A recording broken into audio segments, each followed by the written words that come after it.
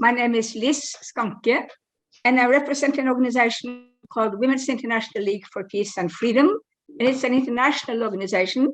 It was founded in 1915 when women from very many countries met in The Hague to protest against the First World War. I think it was one of the first organizations who protested against NATO, because they made a decision against NATO even before NATO was officially established. It was in 1946, when it was called the North Atlantic Treaty. They had a motion against NATO saying that it would lead to armament and international tension, which I think has proved to be relatively correct.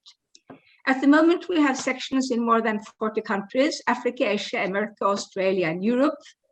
And it is an organization that focuses on feminist aspects of war, as well as peace, and on establishing alternative structures for peace and security.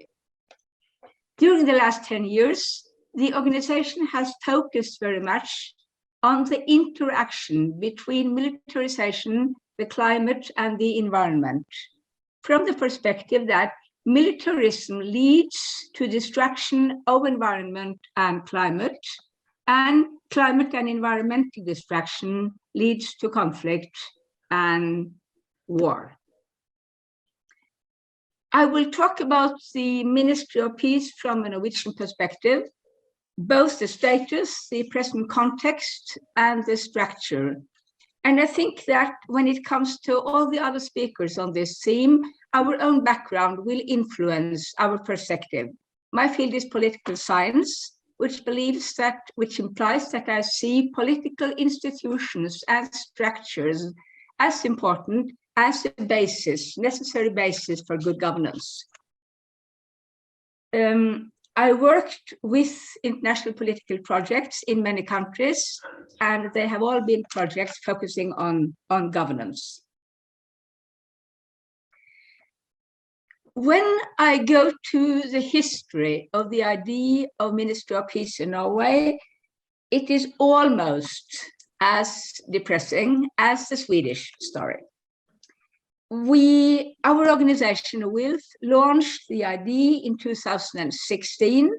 We developed a policy paper on the Ministry of Peace, and we started contacting other peace organizations. There is quite a lot of them in Norway, and I forgot to say that I'm also board member for a Norwegian umbrella organization for peace, which is called the Norwegian Peace Council. So we contacted all peace organizations to hear whether they were positive to the initiative of a Ministry of Peace. I think that most of them were not actually against it, but they felt it was useless, unnecessary, uninteresting. Why focus on this? Very unspecific. So it was only one organization who were positive for the idea and willing to join the work. We also contacted all the political parties, youth organizations, and the so-called program committees for the parliamentary election in 2021. None of the parties were interested. I have always been a member of a party called the Socialist Left Party, which is at the moment a support party for the present government.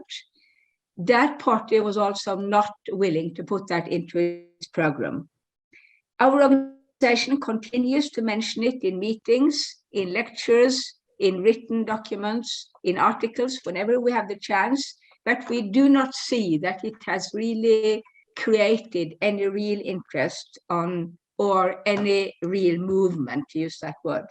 We haven't even taken the liberty to create our own Ministry of Peace. So on our website, we have each month or each week a Minister of Peace who will give his or her opinions on different issues. So our conclusion so far would be we have not been successful nationally when it comes to this issue. We do believe that our only solution to promote this issue would be a joint Nordic initiative, or even better, a joint international initiative. And we wonder whether it could be possible to promote this through Nordic umbrella organizations like the Nordic Council or 3 EU organizations. And then, of course, internationally. as Paul Meyer has been describing. I would like to say a little bit about the context for this initiative in Norway before I go into the possible structure of tasks as the Ministry of Peace, as we have discussed it.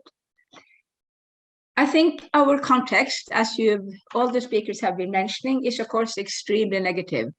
The war in Ukraine includes or implies what I would call a diabolization of Russia and a diabolization of Putin as a person. So you have sort of the impression from the common discussion that the evil came into the world with Putin. There has never been wars before, and the US has never created a war in any country whatsoever. This does not, of course, in any way defend or excuse the horrible Russian intervention in the Ukraine, but it is important, in our opinion, to see it in a kind of perspective.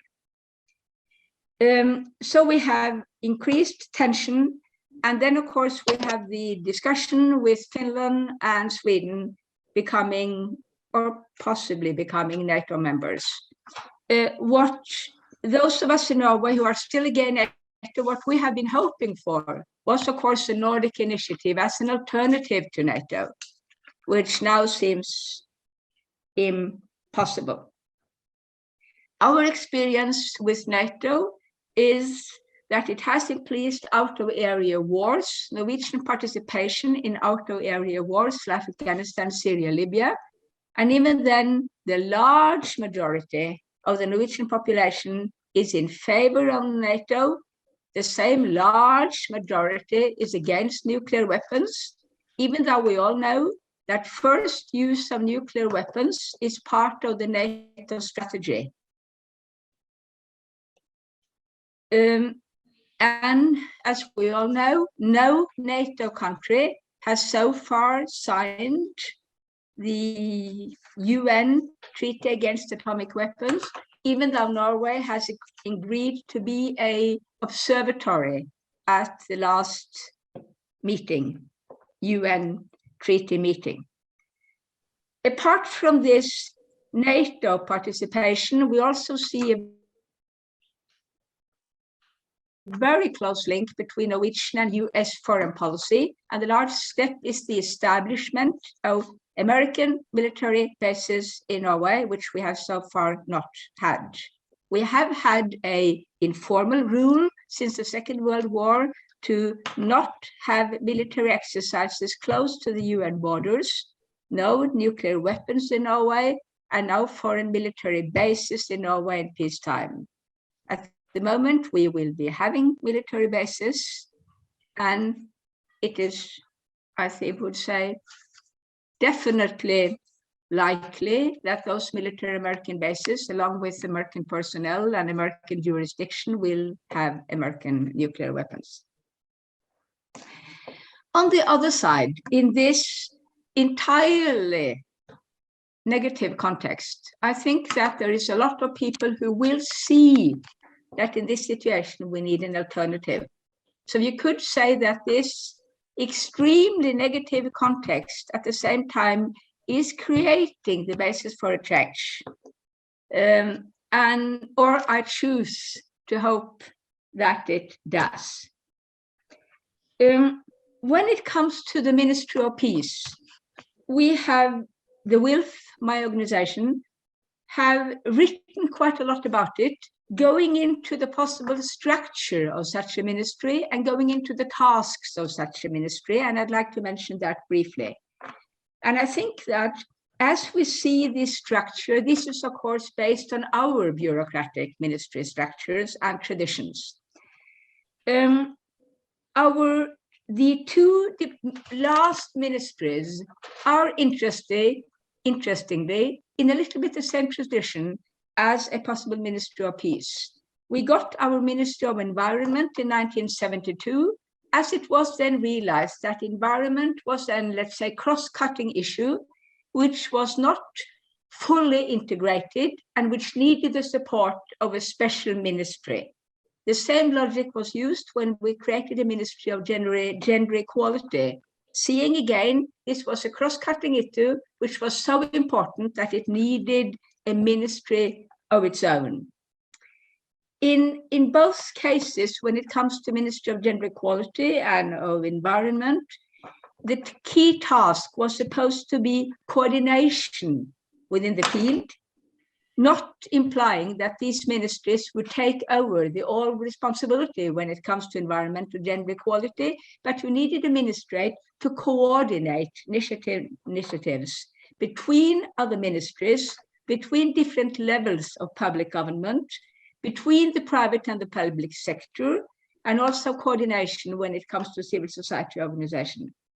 But this would not imply that you take neither the responsibility nor the tasks away from other parts of the public or private sector.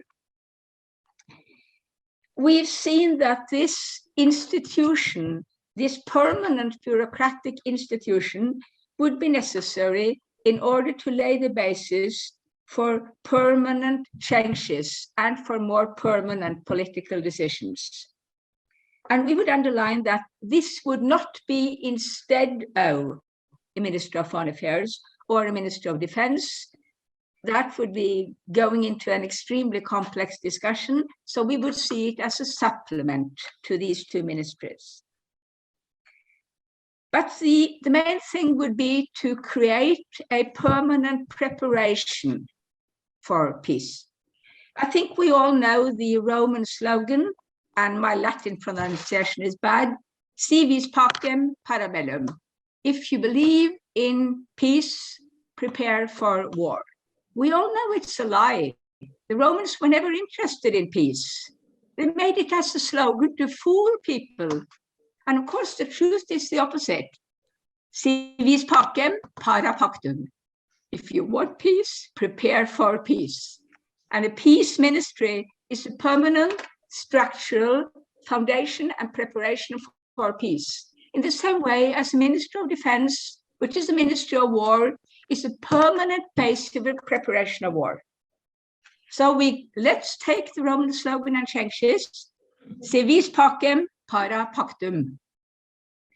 We have gone into some of the areas where peace ministries would work, and I hope I have some minutes left. One, of course, is the sustainability goals, and especially, of course, number 16, which explicitly comes when it comes to peace.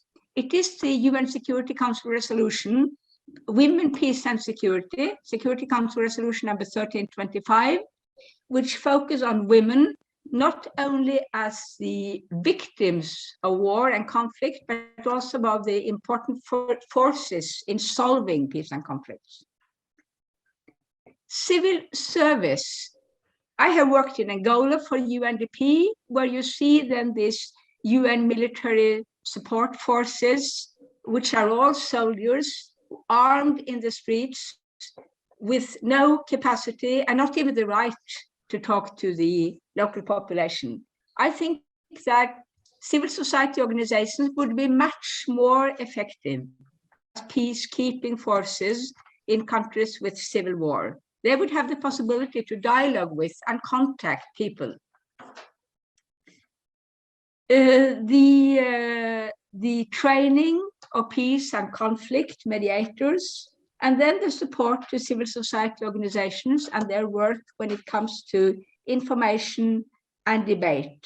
And then, of course, coordinating research and conflict resolution. And last, follow up the UN action program for cultural peace.